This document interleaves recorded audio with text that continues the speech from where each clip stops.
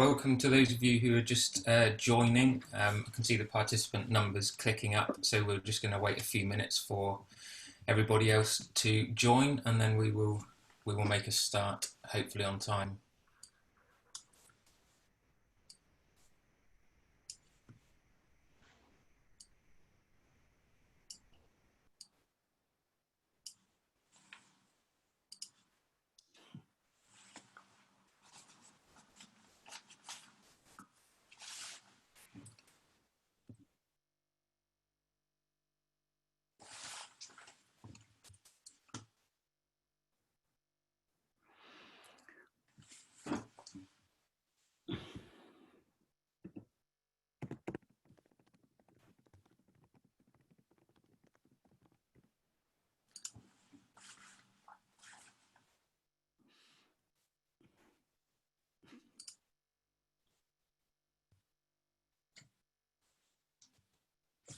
Just to repeat what I said just now, to those of you who've just joined in the last minute or so, we'll just wait probably until about 1 minute past 2 for people to join, and then we will make a start.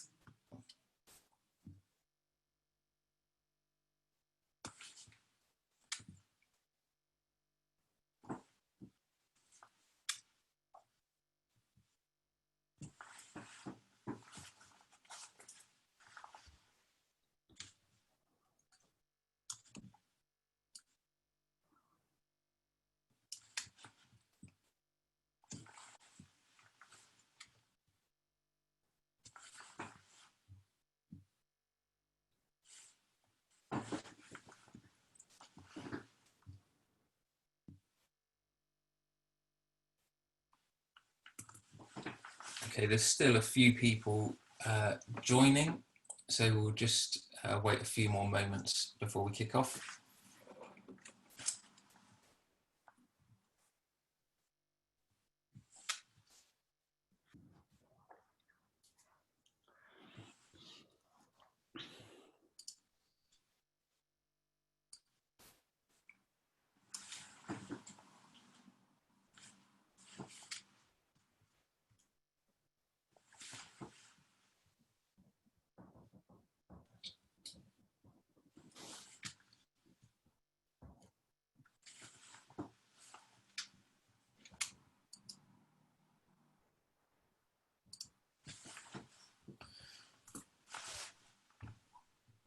Okay, the numbers of people joining seems to have slowed a little bit, or as I say that, another 4 people have joined.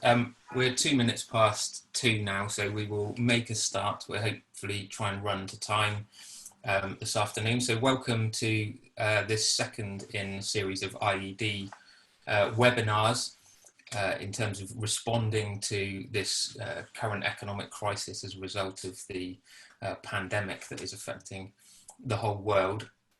We've got 4 speakers this afternoon, and I will let them introduce themselves in a moment. For those of you who don't know me, my name's Stuart Hardesty. I'm one of the directors of the Institute of Economic Development, and I've been working in the sector for the last 20 years. I know that we're being joined by both members and non-members today. So if you don't know anything about the IED or don't know much about the IED, and has just sort of stumbled across this and thought it looked interesting and decided to register, if you go to ied.co.uk, you will find out a lot more about the organisation, and we'll say a bit more about it at the end. Just to let you know that you will, as participants, be muted and your screens are off, as you can see. What I will do is ask each of our speakers just to introduce themselves and to make a few opening remarks on the topic, and then we will get straight into the Q&A. So if you have any questions for the panel on today's topic, then please do post them in the Q&A. We have Sarah Lynn, who supports the IED in the background, who will be curating those and asking you various questions via polls throughout this afternoon. So hopefully you've seen the title for today's session: how can we support devastated economies in their post-coronavirus recovery? The focus is very much on towns, also looking at the varying roles of central government, local government and practitioners, and trying to grapple with some of the challenges around both strategy and implementation. So I will just go around the panel so that they can say a few words about themselves, some of their experience and any thoughts on the topic. So I will go first to Dave Widger, Regional Director in the Economic Development Team at ACOM. Yes, thank you, Stuart. So I'm a director in the Economic Development Team at ACOM. We work with local authorities across the UK on a variety of economic development studies. My particular interest in the discussion today is tied in with a lot of the work that we do with local authorities and supporting them on their Future High Street Fund applications and their Towns Fund applications. For those of you not aware of these initiatives, these are initiatives which are being administered and run by MHCLG, and their focal point is to essentially regenerate, reinvigorate, revitalise town centres and high streets. And so I suppose, you know, in the light of the challenges from the COVID-19 pandemic, which have, to be honest, I think accelerated the issues which have been historically facing numerous town centres and high streets across the country, you know, whether that be decreasing footfall, closing businesses, increasing vacancies, economic activity suffering.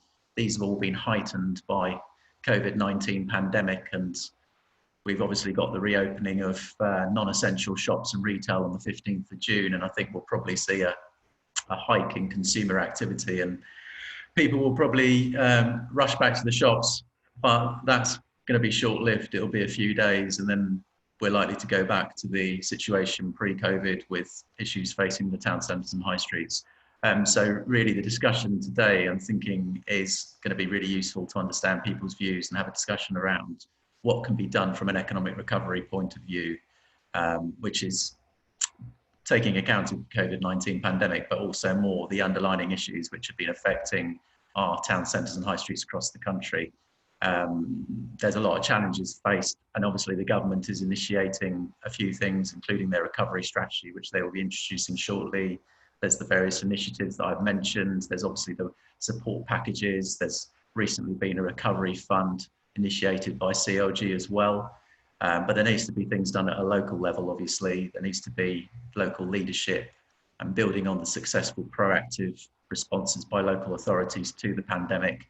This will need to be continued with long-term planning for the town centres and high streets, whether that be thinking about a wider vision, so linking with other areas, what sorts of partnerships need to work, what levels of engagement need to work, and what makes a town centre and a high street unique.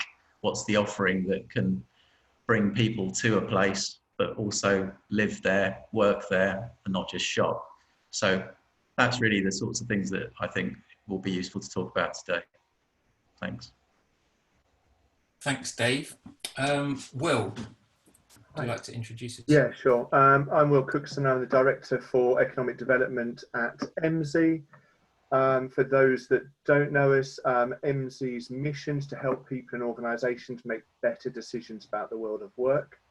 And we do that through providing robust, detailed, localised labour market information in a proprietary data set. So that's our specialism, labour market information. We work across a whole wide range of organisations, which I think are key to the discussion we're going to be having today, ranging from education institutions, further education colleges, universities, economic development organisations, LEPs, local authorities in particular, but also employers and welfare to work providers and other government departments such as Ministry of Justice and Department for Education. So a wide range of stakeholders. We provide a lot of free access to resources and data, usually focusing in on cross-cutting themes which should be of interest to attendees, looking at areas such as understanding industry strengths down to a local authority area or town level, understanding talent and talent attraction and automation. As you'd imagine, over this current period, our attention's been focused on how we can bring labour market information and data to bear on the current crisis. And in particular, we've looked at analysis that can support organisations that we work with and more broadly across the sector in terms of short-term impact, medium-term exposure and long-term recovery.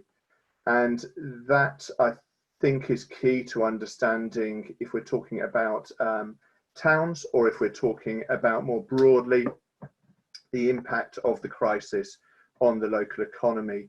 There are some real challenges in regards to finding data to inform decision making. We do now have claimant count data. We do already, as an organisation, have job postings data, which is key to understanding what's happened around recruitment.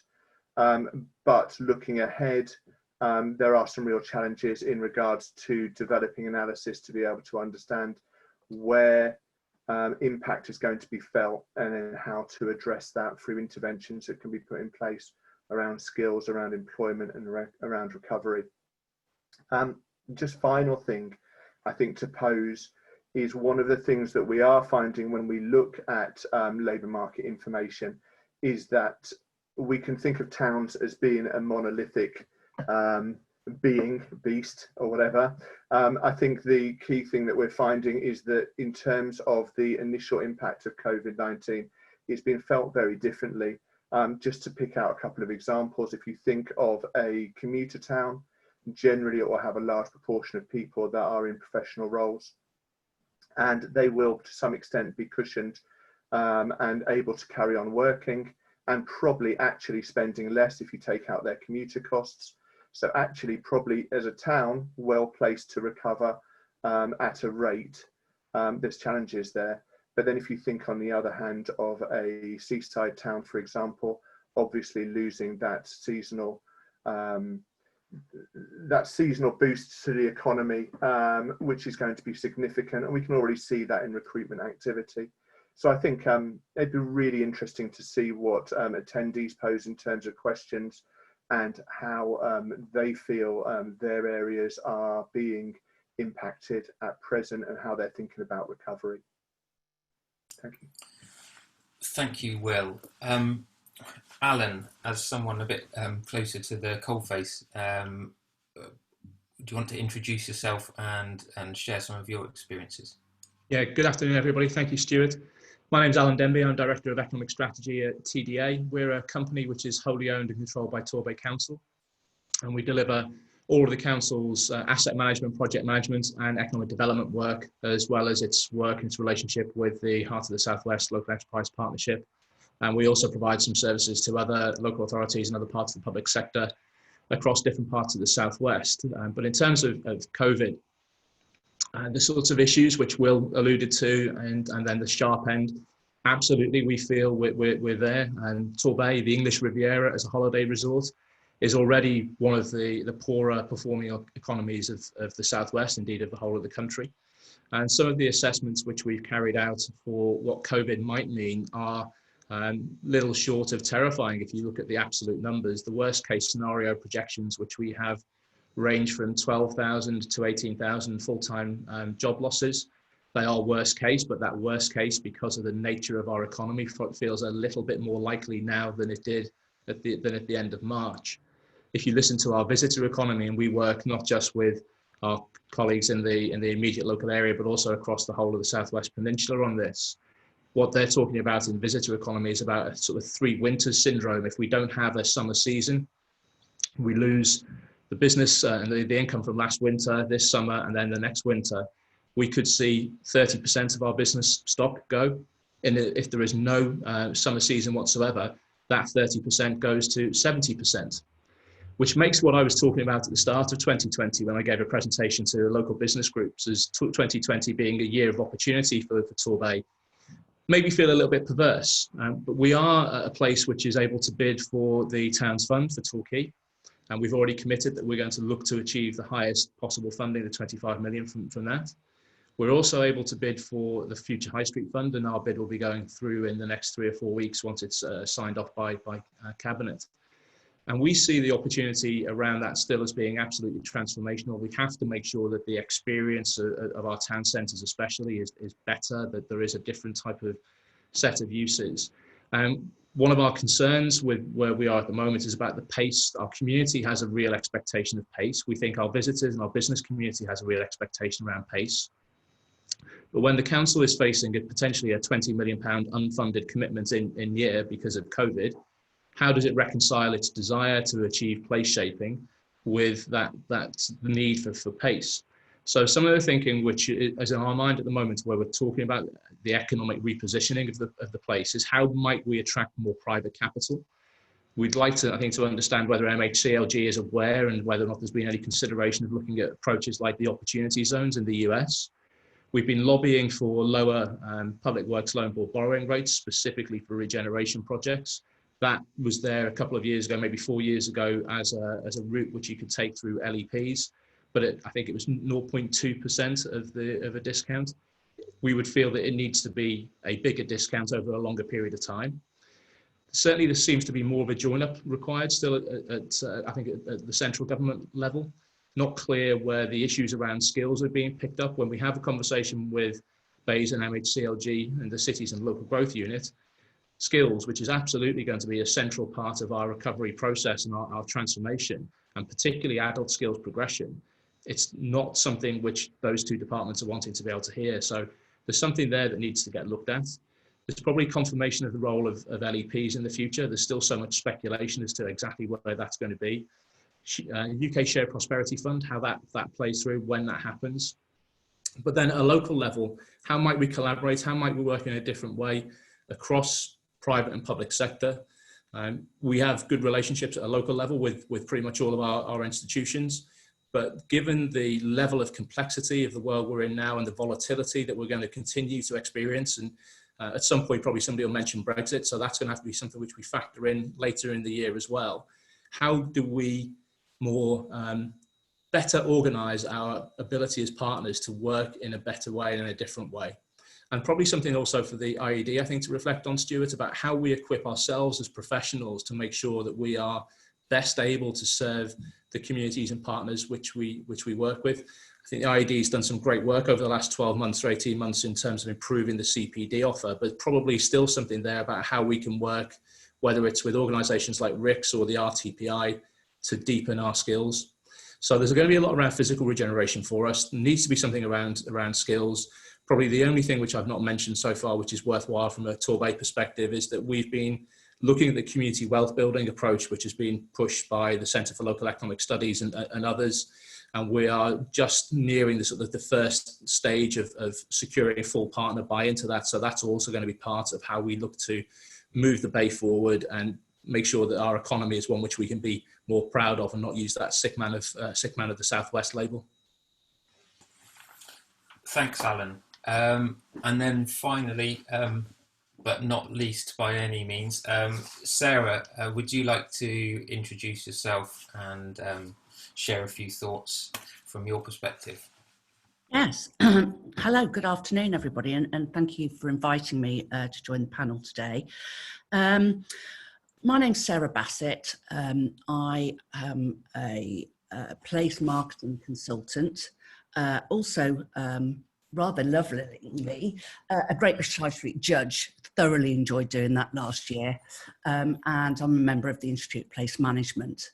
I work at grassroots level generally, but I work for local authorities, business improvement districts, traders associations, local town councils, can be individuals that are particularly passionate about their places, local champions.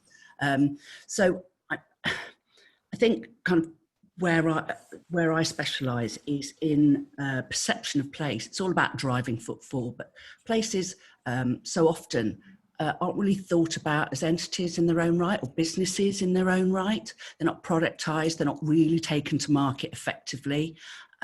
So I work with lots of different stakeholders, public and private sector, pull them together with local businesses and local government and try and drive forward perception of place and a strategy for taking place forward. Now, obviously, the last few months have been a bit tricky in that regard, because actually we've been told, no, we don't want any footfall. Actually, places aren't open.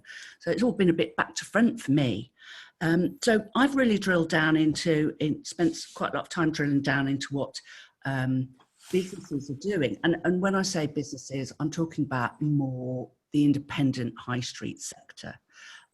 That's where my passion is in the independents. What are they doing? How prepared are they? How resilient are they? What have they been doing? What could they be doing? What should they be doing moving forward? How prepared are they for reopening in the next couple of weeks? And who is there to support them? Where is that support? Is there business skills support available? I mean, I'm talking to 3 or 4 local authorities this week who are really starting to think about putting that kind of thing together and realizing that these businesses are going to need that level of support. And yes, they've had the smaller businesses have had their £10,000 or £25,000 funding. I still think more can be done. I think those between the 50k and the 150k could really do with some extra support. But sort of at that level, sort of an example, if you like, of kind of where my focus is at the moment. Pre-COVID, talk about the fashion sector, for example. 122, the top 20% of the fashion industry on our high streets accounted for 122% of the profits. The bottom 20%, if they're not already gone, we're probably not going to see them again anyway. They're going to fail. So we've got this central 60%. 30% of those are probably well placed. They were probably breaking even, but they're well placed to be strong enough and resilient enough moving forward to come out the other side. So we've got 50%. So we've got this responsibility now of really trying to drill down and identify those people that need support and that will actually benefit from the support and that want support. I mean, I've schlepped up and down on many a high street offering support, independent businesses tend to be quite sort of almost frightened of it. They're sort of like, oh, no. But we've got to identify the entrepreneurs, and there's going to be lots of them, I think, coming out of the woodwork, especially with the opportunity of potentially empty spaces that they can negotiate some good rents on our high streets, and obviously they're not going to have any rates to pay for a while. A great time for independent incubation, if you like, on our high streets, and that could be across all sorts of different sectors. I mean, I'm probably rattling. I'm never very good at sticking to 5 minutes. I start talking and then I just keep going, so you'll have to shut me up if you want me to. So yeah, essentially that's where I'm at. Yeah, that's me. Thank you. Right, so I'm going to ask the first question to the panel. We've had a few comments made about town centres and driving footfall. And before I ask you this question, I think we've got a poll that we might be able to put to you, which is actually about whether people will rush back to the high street when non-essential shops are reopened. So as I'm asking this question, Sarah Lynn may be able to post that poll just to get a barometer from the 100 or so people who are on this webinar. But this question came in from David Fletcher, and please do keep posting questions. Says, do future planning policies and strategies need to intensify development in urban centres as opposed to out of town locations? In other words, do we need a concentration of employment space and residential in urban centres close to transport hubs? This will naturally drive demand for any refreshed high street or town centre offer. So, Dave, if I come to you first, do you have any thoughts on this? Yes, I mean, I wouldn't say it's a straightforward question, because I think naturally there is a relationship between embedding that sort of development into a centre, whether it's a town centre or a city centre, close to transport nodes. There is a relationship between transport interventions and those types of activities, and it's been demonstrated in numbers of projects and infrastructure studies that there is a positive relationship from an economic growth point of view. But I do think it very much depends on the unique offer of the town centre, city centre, high street in question. You can't just embed those sorts of activities and expect success. It needs to be very much linked with the local community identity. You have to have the buy-in from the local community, the business sector.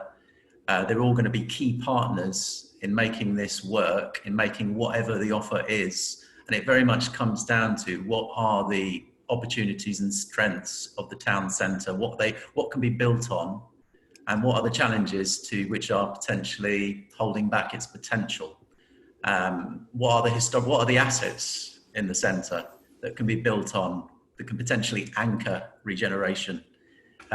So I think those are the sorts of things that need to be thought about before saying this is what you need. So it might be you have different types of employment activities. It might be that you have some housing. It might be that you have, obviously you'll still have some retail, but maybe less retail than typically historically. And then, you know, some of the more other types of activities, for example, like makerspace, cultural activities. But I think these need to be very much driven from a community point of view. These are the sorts of initiatives which have been looked at in terms of future high street funding and towns fund, but they do need to say what works best for the local area. So it does need to have an element of a bottom-up process, I think. Thank you, Dave. Alan, do you want to say something on this from your experience working in the towns in Torbay?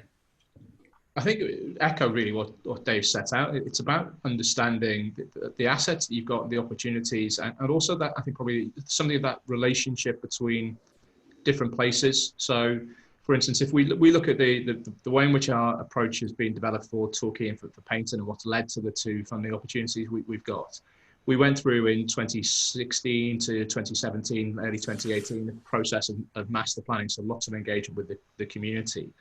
And there was broad recognition from everybody we were talking to that the days of the very traditional, long, linear high street and retail led within those two towns is it's gone. Encouraging people to recognise that though and really sort of buy into it. Probably there's still work to do with that. But what we've looked to try and do is to set the ground through the neighbourhood plan and the local plan and the communications that have gone out with those different parties to say, this is the sort of approach which we need to be able to move towards. Exactly what that means when we talk about mixed use and we talk about introducing more resi into the heart of Torquay, for instance, or the heart of Paignton.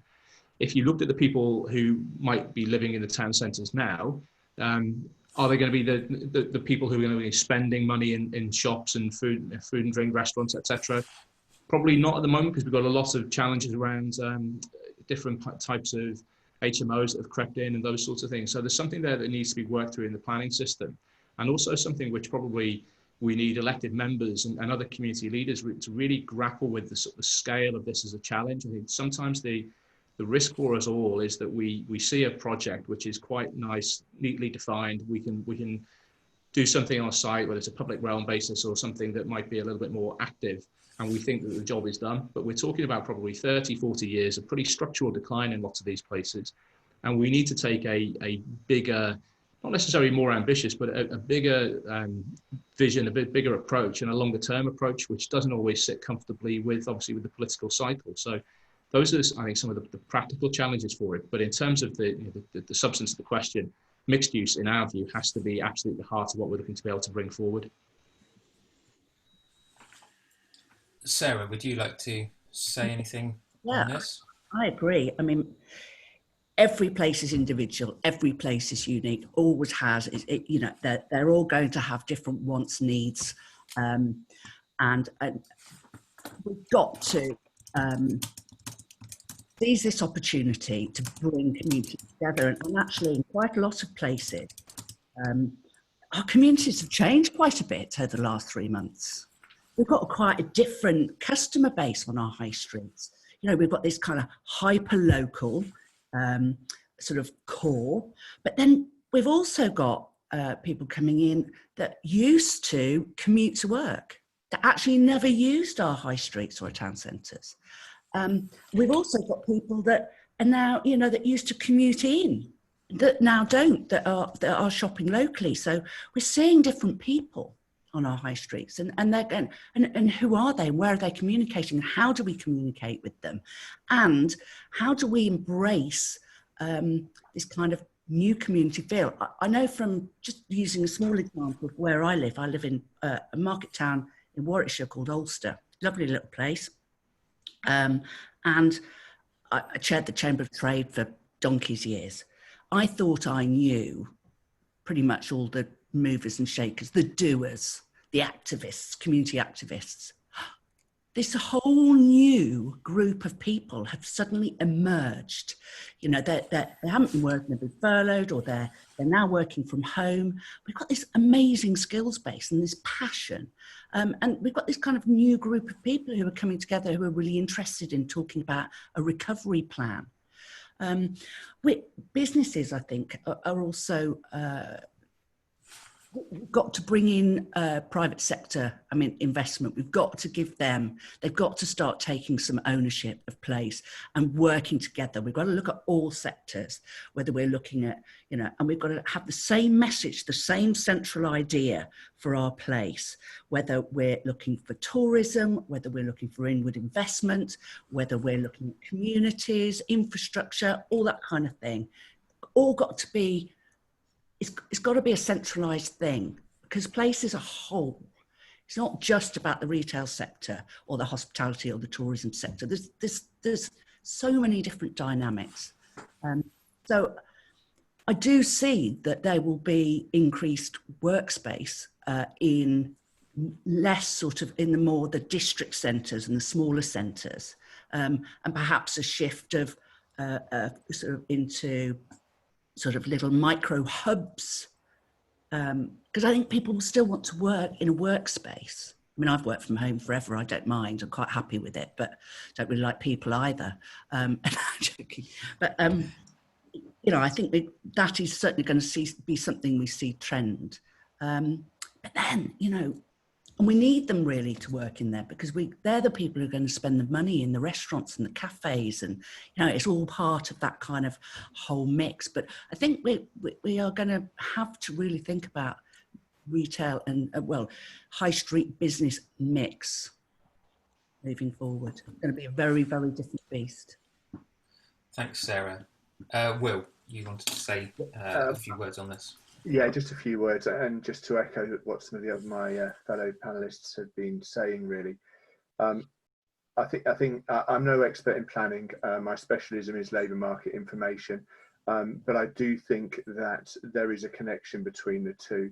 I think being able to understand what makes your town or area different, and being able to quantify that with an evidence base in order of being able to say this is our strength, and then being able to play to that makes a huge difference. Even if I think of my local town, which is Stroud, just outside Gloucester, we've got, I think at one point we had more artists per capita than anywhere else in the country.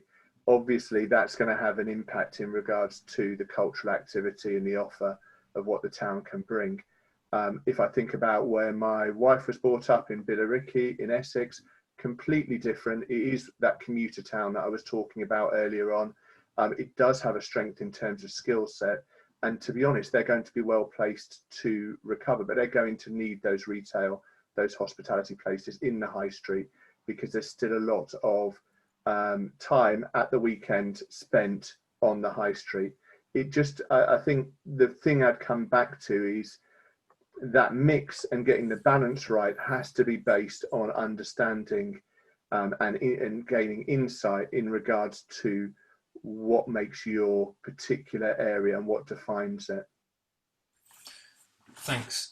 Just before we move on to a slightly different topic, obviously a number of you have identified the fact that we had, long-standing town centre issues before this crisis. We were looking at, introducing a broader mix of uses, the change in the nature of retail, etc.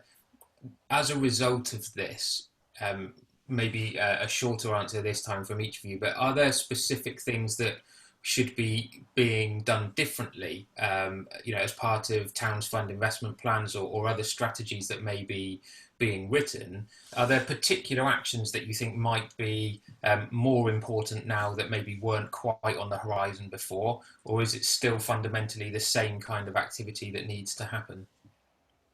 Dave, do you want to go first on that? Yeah, sure. So, I mean, talking specifically about Future High Street Fund and Town Fund, they are predominantly capital funds. So, in that sense, they are going to be predominantly about restoring historical assets and less about some of the other aspects, such as public realm enhancements and also the revenue side of things. So, things like skills. I think it's been touched on by the panelists that these are all pretty, I mean, skills are going to be really important, and the danger is you just invest in capital assets and then you've got, the skills side not being addressed. And I think particularly with the likely implications of COVID of higher unemployment, there's something that needs to be addressed. Maybe that will be through co-funding from local authorities and other parties to supplement the funding provided by CLG. But I think that's something that should be really focused on, because there's a danger you're just going to get capital funding in terms of assets or transport infrastructure, and then there's a danger you may not get the funding for things like skills-based initiatives, and also even sort of quick wins like some of the public realm enhancements, which, there's an element of beautification about them, but they actually do make a difference from a quick win short-term perspective, and are sort of that add-on that is necessary to make, say, a high street more attractive for people to be there. So I think that's important. I think embracing digital is really important. There's so much, everyone's concerned about online retail and, that being a danger to preventing people from going on the high street. But the fact is you can use digital in a more positive way to attract people to the high street. So I think that's something that in particular should be looked at further. Alan, do you have anything from first-hand experience? Yeah, so as I said, in terms of our economic position, it was pretty dire in any event. So while our absolute figures look like they're going to get a lot worse in the short term, probably our relative performance and what we know about the place hasn't substantially fundamentally changed. So I think we feel like with the addition of the community wealth building approach, that's probably the big change in terms of what we were maybe looking to try and do 12 months ago to where we are today. So that will give us a broader dimension. But what we're looking to be able to achieve with the two larger towns especially is to make sure that we can drive as many other benefits from that capital investment as possible. I think the key thing for us, which is different from the Future High Street Fund and Town Deal, is obviously with Town Deal we have an element of revenue funding which we can look to bring forward. And we've been doing a lot of work over the course of the last 4 years to try and get the cultural engagement higher in Torbay. So worked with Arts Council, established Torbay Culture as a partnership, and they've done some brilliant work. How do we make that to be more mainstream? How do we use it to drive our visitor economy and change the sort of the demographics and the experience for visitors and residents when they're here? And probably the challenge, I think, which we're experiencing in the conversation with governments around the Town Deal is making sure that it does read across. So I mentioned before about skills, but also how do you get into DCMS? How do you make sure that Arts Council are being aligned to this? I suspect that there was probably some degree of surprise about the focus on culture in the Town Deal prospectus from colleagues in DCMS and Arts Council. From our perspective, it's great that it's in there. It's an intrinsic part of what we want to be about. But the process itself needs to be improved. So yeah, I think our approach is broadly going to be similar, but with a greater focus on skills, a greater focus on progression, and a greater focus on sort of the Torbay pound and the wealth building approach. Sarah or Will, would you like to say anything on what can be done or what might need to be done differently, or is it still the fundamental issues that are the same? It's interesting reading back over the Towns Fund documentation in a run up to today's webinar. It feels like we're in a very different world, and I think some of the other panelists have already stated this. I won't overstate it, but I mean we've gone from unemployment being at a 44-year low to the largest spike on record. Unemployment is going to continue to rise. And what we're going to see is the kind of disparity that existed before, i.e. it's going to hit harder on young people. So I think absolutely, in terms of the focus being about skills interventions, and that was already mentioned within the documentation itself, and there's a keen focus on that, and you've got a need to bring in universities where they have a presence, colleges, link through to the skills advisory panels, which are up and running. They're in their second years within all the local enterprise partnerships. But yeah, I do think if I was to think of where the focus or more of a focus needs to be in our changed world, it would be about how collaboration can be put at the centre of it in regards to addressing those skills issues that are going to be there, and obviously looking for quick wins around the challenges that will come with that spike in unemployment. We do know that the quickest route to recovery is to be able to match people with the skill sets that they have to where there are opportunities within the local economy. And the quicker and better that match can be made, the quicker you're going to be able to push on with recovery. So I think that's all I would add, really. Thank you. Thank you, Will. I'm going to change the subject slightly as time is moving on. So let me just find the question. So many are saying this is a notable opportunity to rethink our transport networks to greater emphasise cycling and walking. And we have seen the creation of things like temporary cycle lanes. There is overwhelming evidence that this can boost happiness, growth and community in towns and cities. To what extent can government take advantage of this? And do you think current measures are indeed temporary? Do I have a volunteer to go first on that one? Sarah, or you need to unmute. There's always one, isn't there, you see? I'm going to go on a local level on this one. I am not a cyclist, nor am I a runner. My main exercise is raising a glass, I'm afraid. But I am hugely into this whole kind of health and well-being and last green mile and, you know, environmentally friendly transport in high streets and town centres and people cycling.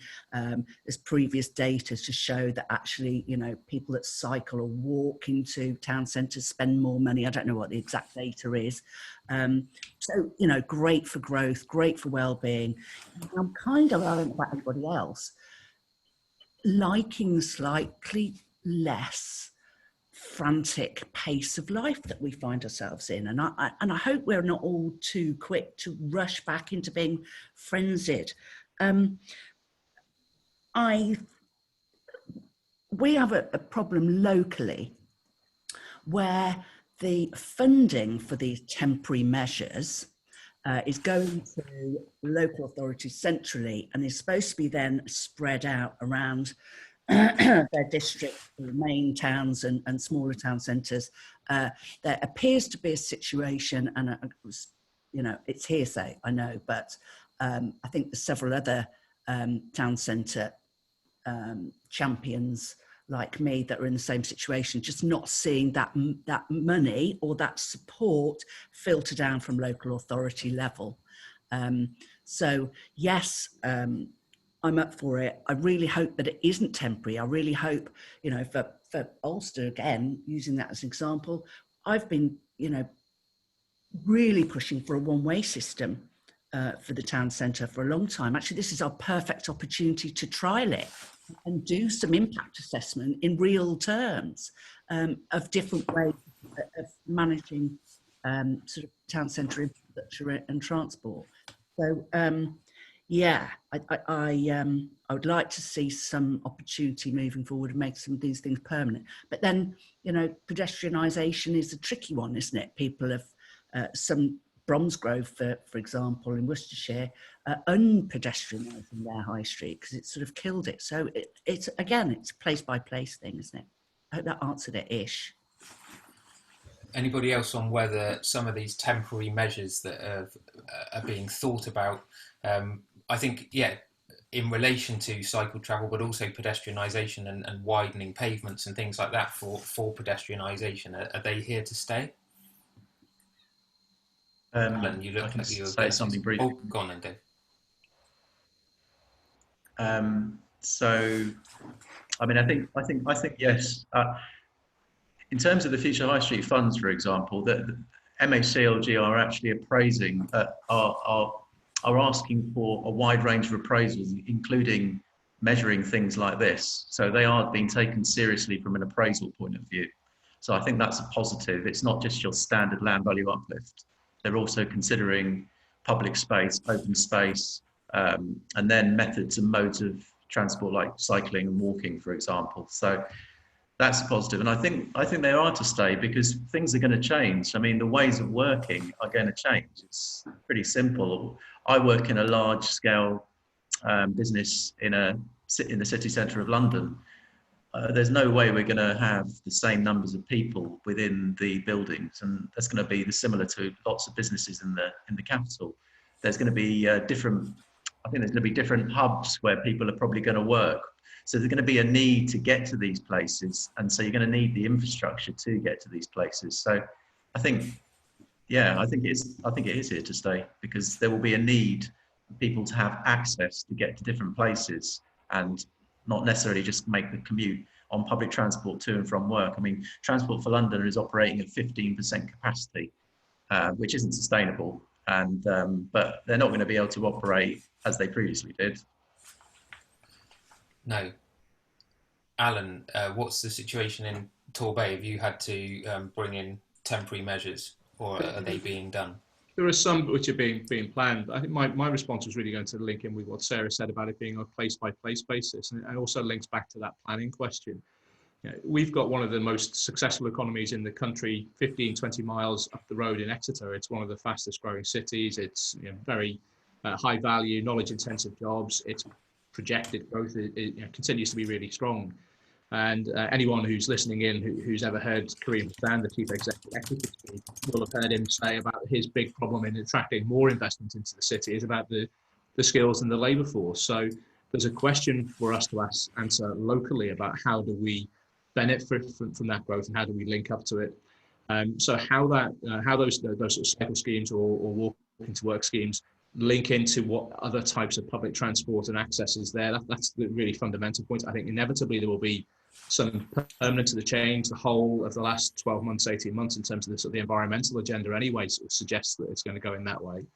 But how we make sure that we're serving our community in the best way and we're joining those things up together. And I think when you introduced the conversation, Stuart, talking about how do we work at those different levels, there's something there that needs to be taking place with regional and national partners as well, not just locally, to make sure that we've got it designed in such a way that it gives us the best outcomes. Yes, thanks, Alan. And being devil's advocate, I wonder if the clamour for walking and cycling would have been quite so strong if the weather had been a bit less good over the last 8 to 10 weeks, and we'd had the weather of the 8 to 10 weeks that preceded lockdown with storms and floods. It does feel like it may have influenced. A question I'm going to direct to Will here from one of the attendees. Have you got any views on the potential rise in youth unemployment and how that could be addressed? I know you touched on that just now, but specifically things on that given the impact of COVID. Yeah, you're going to have to warn me if I get on my soapbox here as well, because this has been my background going back for decades. And youth unemployment, even when in this period where we had the lowest unemployment, there were still higher proportions of young people unemployed. It does completely come back to the skills issue that we were discussing earlier on in terms of solutions. We've also seen over this period of austerity, we've seen a period where there have been less youth services as well.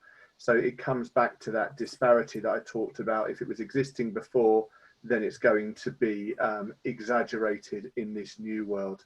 And we're already starting to see that will be the case through the figures that are coming through when we look at unemployment by occupation and by age range. I think in terms of solutions, it's all very well saying, yes, there should be more skills provision. There are some serious issues that need to be addressed around the apprenticeship scheme. The apprenticeship scheme has never really recovered since the levy was introduced. I know that that's a cause of much frustration for our customers in training providers and further education world. I do think putting that to one side, the other thing that seems to be a recurrent issue, and I'm sure if I was to ask the other panelists, they would agree, there is still a distinct lack of quality and consistency in terms of careers advice. And I do think that is one of the challenges here. We're going to have people, young people, displaced by this current crisis. How do we allow them to have access to information and advice that is going to help them to make informed decisions about where they're best placed in terms of what they do immediately, be that training or be that looking for employment in a sector that has actually is well placed to recover coming out of the crisis. So yeah, I could go on at length. I won't do. I do think it comes back to engaging. Where do young people that are unemployed naturally in what they naturally engage with? It will be through skills provision, through further education. It will also be an issue for graduates being underemployed, which was again an issue prior to this crisis. So I do think there's much that can be done there in terms of collaboration, and I just keep banging at that drum for how do you get information out there that really reflects the opportunities within your local economy as well, rather than that national picture. Where are the opportunities for young people to upskill and support potential growth in your local economy? Thank you, Will. I'm not going to throw that open to, oh, Sarah, you can have a moment, but you need to unmute as well. So again, just a very quick one on that, which I thought was really interesting. When I was judging Wellington in Shropshire for the Great British High Street Awards, they'd come up with this brilliant idea, which was that they took on an empty unit. I think it was a local authority or some kind of organisation took it over, and they did basically for young people, and the most sort of the best put forward business case gets 6 months trading rent-free in this shop front, and then they're then helped to move on to other premises, or they take on another premise, and then somebody else is incentivized to take that on. I think we might have some great opportunities to find some young retail entrepreneurs moving forward. Just an idea, just thought I'd put it on a practical level. I'll go away now. Thank you, Sarah. Just probably maybe the final question we get to, there's been a number of questions that link to the whole issue of funding and delivery mechanisms and the way institutions operate from kind of central government down to local government, and how we get that right. Do you have any thoughts on whether the mechanisms we have at present are fit for purpose, and the systems in place, and how they could change, potentially how they should change, and maybe the more depressing part of the answer is what you think will happen? Shall I go first? Yeah, go on, Alan. So it must change, but I don't think it will change fundamentally in the short term, if I'm honest. I think one of the challenges for all of us in a local authority world is that economic development is not a statutory function. So the work of doing the planning and doing the join up and trying to do the innovation, the creativity piece that we're all probably mostly concerned with, can either be left to be sort of almost a secondary consideration, or it's always been squeezed and you need to essentially justify justify why you're doing some of the things that you're doing. So there's a practical issue there about where does the glue for some of this work come forward, and there's definitely a role for all of the co-panelists and their organisations on that process. But in terms of being able to put those ideas forward and work with members, work with the community, there's definitely something there that still needs to be resolved, in my view. The challenge around understanding what's happening with Growth Deal or for other funds around LEPs is very real, and whether that's resolved through Shared Prosperity Fund or something different is something which has to be resolved. I think really, it'll probably have to wait for this CSR, but it doesn't feel like it should take that longer. It can take that long, especially given the moment which we're living through right now. But also I think there's something there about how do you, and I mentioned this in my opening remarks, how do you try and find a way to make sure that local areas can either better attract or better deploy funds in support of their own growth, making sure that more of the decision making is put in place and more of the power is put in place for those areas that understand what they need to be able to do, that have got a vision and a real commitment to bring that about, and whether that is using their own resources, their own assets, being able to borrow and invest in the right way. And I know government's been concerned about the level of investments that authorities have made, including TDA's parent authority, Torbay. We've been very much at the front of that, and we've also encouraged them to be acquisitive within the local area for the right reasons. How we can use those types of investments to either attract co-investment from the national government or from the private sector feels like that's an important part. And also how we can flow some of the benefits then that the local authority receives back into supporting it. So there's a massive challenge there, whether that's a role for members, for the LGA to push, or whether that's something that the IED should have a voice in. I think I'd leave that to our executive committee, Stuart, to try and grapple with that question. Thank you. Would anyone else like to speak to this in terms of delivery mechanisms and funding mechanisms, and whereabouts in the hierarchy of decision making this needs to sit? Is it a local issue? Is it a regional LEP issue? Is it central government? Is it all of them? And is the balance of power appropriately distributed at present? Anybody want to say anything? No, all dumbfounded. I'll add something. Yeah.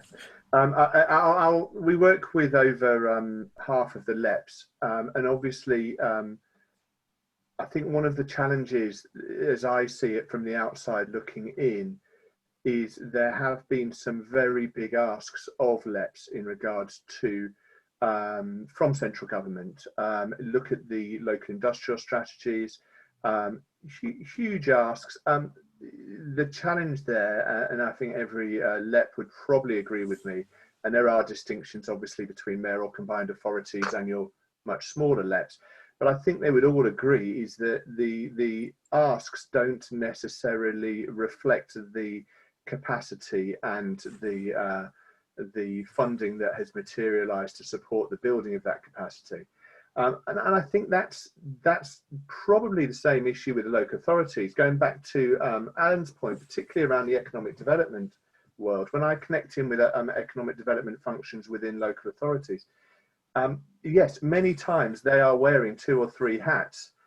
They very much want to deliver on those priorities for their area and see economic development being key to future prosperity for their residents, for their businesses, and so on. But the challenge it seems to be that the resource is not generating the capacity that needs to be there. And critically, I do think that those decisions need to be made locally. No one knows those areas better than people that are actually there and based within them. And they're best placed to decide which interventions are going to make the most difference. But yeah, yes, I suppose in a broad sense, I'm saying the decision needs to be made locally, but there also needs to be some capacity building there to allow that to happen. Very briefly, Dave, 30 seconds. Yeah, no, just building on agree with both what Alan and Will said. I mean, I agree with what Alan said about the LEPs. I think central government need to provide a lot of clarity on the growth funding or prosperity fund. It's quite a critical fund, and it's pretty urgent. They need to do that. I mean, obviously there's the government debt that needs to be sorted out at some stage as well. But then again, there's also the local side of things, and decisions need to be made at a local level. So supplementing initiatives like the Future High Street Fund and directing co-funding to things that need to be covered that aren't covered by the core funding from these MHCLG initiatives. Thanks. I'll just read a comment from one of the attendees. It said, please don't let government officials reinvent another delivery mechanism for local economic regeneration. Agencies such as IED and local partners ought to advise on this. Don't reinvent the wheel. We have 30 years of both good and bad experiences. Ask local deliverers. And on that note, I'm just going to ask Keith Burge, who's another one of the IED directors and former chair of the IED, who is heading up an IED initiative for a Commission for Economic Renewal, just to say a few words about the plans for that and where that is in train. So Keith, would you like to just say a few words? Yes, thank you, and hello everyone. You can't see me, can you? So which is just as well at the moment. Home haircuts and all that. Yes, so just to, I suppose, sketching a little bit by way of background, I was quite taken aback by the various conversations I was having with people who seemed to think that all this was a little bit like Christmas. We were all, at home for a few weeks and eating a bit too much and drinking a bit too much, but then we go back to work and everything will be normal. I couldn't quite believe what I was hearing from people from various walks of life and working in various jobs in different sectors. And I started to worry that maybe it was just me. And then inquiries of IED colleagues suggested that perhaps I wasn't alone in thinking that we were about to walk off the edge of a cliff in economic terms. I think, as do a number of others, it seems that we are really facing massive problems which aren't being talked about really anywhere at all.